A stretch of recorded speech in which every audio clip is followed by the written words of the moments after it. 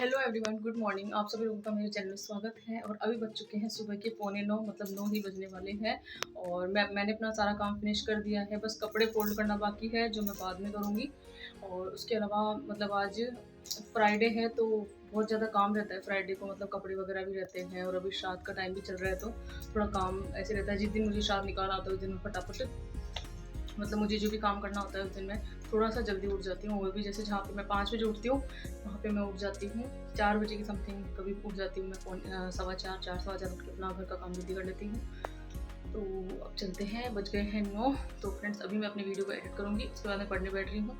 Edit करने में actually बहुत ज़्यादा टाइम लगता है। कई बार तो मुझे लगता है टाइम ख़राब हो रहा है, फिर मुझे लगता है कि यार जो लोग मुझे देख रहे हैं या फिर डेली जिनकी कंसिस्टेंसी मुझे देख के बनेगी या बन रही है, तो क्यों ना फिर कंटिन्यूटी रखा जाए, बिल्कुल कंटिन्यू अपनी वीडियो को रखा जाए। बाकी बहुत ज़्यादा प्रॉब्लम आती है मुझे एडिट करते हुए, कई बार तो आधा घंटा लग जाता है तो मुझे लगता है कि मेरा टाइम तो ख़राब नहीं हो रहा है, मैं अपने टाइम की बहुत ज़्यादा बचत करती हूँ।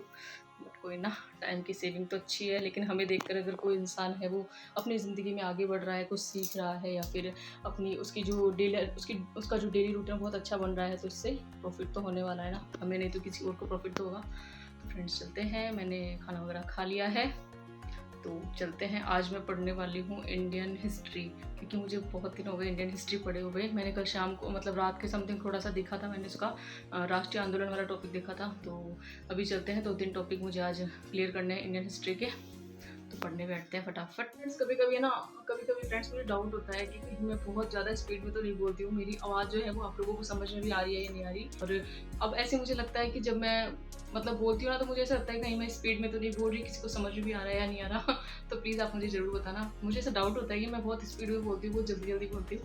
देख सकते क्या हाल हो रहा है इसका, थोड़ा सा इसको सही तो क्या करेंगे, बस अब पढ़ने बैठ रही हूँ मैं, तो 9 बजने वाले हैं, इसलिए चलते हैं फटाफट पढ़ते हैं।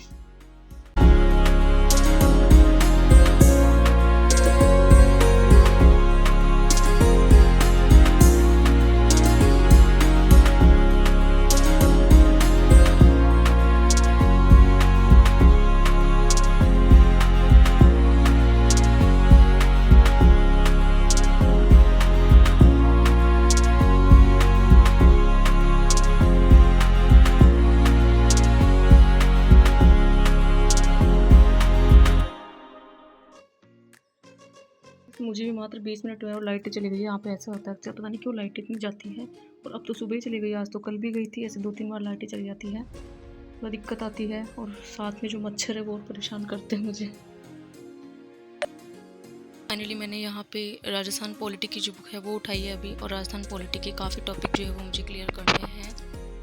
और जस्ट उसके बाद में मैं आज इंडिया की हिस्ट्री और इंडिया की ज्योग्राफी पढ़ने वाली हूँ, क्योंकि बहुत टफ लगती है मुझे। 1-2 बार टॉपिक मेरे पढ़े हुए हैं, लेकिन इतने बड़े बड़े टॉपिक है कि पढ़ने के बाद भी ऐसा लगता है कि हमें कुछ भी याद नहीं हुआ, इसलिए हमें उसकी रिवीजन करना बहुत ज़्यादा ज़रूरी है। तो आज राजस्थान की पॉलिटी के बाद में हम पढ़ेंगे इंडिया की ज्योग्राफी और हिस्ट्री। तो फ्रेंड्स आज आपको मैं बताने चाहूँगी सेल्फ रिस्पेक्ट के बारे में, जो कि बहुत ही ज़्यादा ज़रूरी है। खुद को सम्मान करने से, मतलब इससे ज़्यादा इम्पोर्टेंट मुझे कुछ लगता ही नहीं है। खुद की सेल्फ रिस्पेक्ट से आई थिंक सभी लोगों को प्यार होगा। जो अपने आप का सम्मान नहीं करता तो वो दूसरों का सम्मान भी नहीं कर सकता। इसीलिए हर एक इंसान को खुद की सेल्फ रिस्पेक्ट बहुत अच्छी लगती होगी। और मैं आपको यही कहना चाहूँगी, अपने आप को कभी भी कमतर ना आके, और आपके अंदर बहुत सी अपार आपके अंदर क्षमता भरी हुई है। आपका जो आत्मसम्मान है ना, वो किसी की राय पर निर्भर नहीं होना चाहिए कि कोई हमें राय करेगा या हमें जज करेगा कि हम कैसे हैं, क्या हैं। बस मैं ये चाहती हूँ कि हमारी जो सेल्फ रिस्पेक्ट है वो हमें खुद को पता होनी चाहिए, और खुद की नज़रों में हमें पता होनी चाहिए कि हमारा आत्मसम्मान क्या है। दूसरों की राय से हमें यहाँ पे कोई मतलब नहीं होना चाहिए।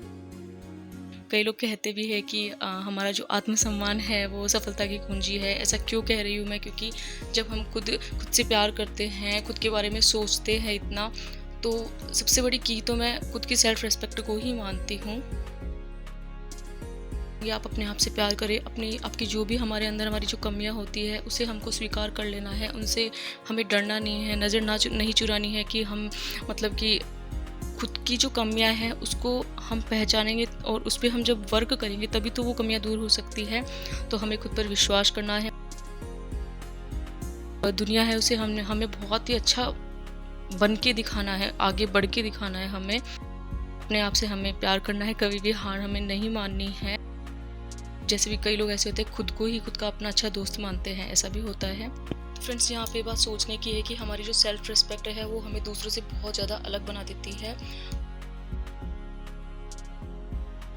अगर हम खुद के बारे में सोचेंगे ना, तो खुद के अपने रास्ते हम खुद बना सकते हैं, और चाहे कितनी भी बाधा क्यों ना आए, हम अगर सेल्फ रिस्पेक्ट हमारी होगी, हमें खुद पे कॉन्फिडेंस होगा और हम अपने बारे में सोचेंगे, तो किसी भी तरह की प्रॉब्लम्स हो, हम उसे आसानी से हम उसको दूर कर सकते हैं।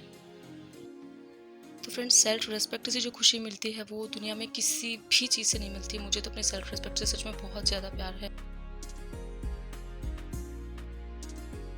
खुद पर विश्वास करें, खुद के लिए जिए। लास्ट में आपको यही कहना चाहूँगी कि हमें खुद के लिए जीना है और खुद के लिए हमें रास्ते बनाने हैं। फिर अपने सपनों को जो है हमें साकार करना है। कोई हमारे बारे में क्या सोचता है क्या नहीं, हमें उससे कोई फ़र्क नहीं पड़ना चाहिए। उसे हम इग्नोर कर सकते हैं और सिर्फ खुद के बारे में सोचें। सेल्फ रिस्पेक्ट से हमें बहुत ही ज़्यादा अटैचमेंट लगा होना चाहिए, और होता भी है कि हम जैसे भी हैं, तो हम जैसे भी हैं हम खुश हैं, और हमें किसी के लिए भी बदलना नहीं है। तो फाइनली आपको समझ में आ गया होगा, सेल्फ रिस्पेक्ट से बढ़कर हमारे लिए कुछ भी नहीं है। फ्रेंड्स, मिलते हैं किसी नेक्स्ट व्लॉग में। कंटिन्यू हमारी स्टडी। आप लोग भी अपनी स्टडी जो है उसे कंटिन्यू रखिए। अपनी जो कंसिस्टेंसी है उसे डेली यूँ ही बनाए रखिए, जिस तरह से मैंने अपनी कंसिस्टेंसी को बनाए हुए है।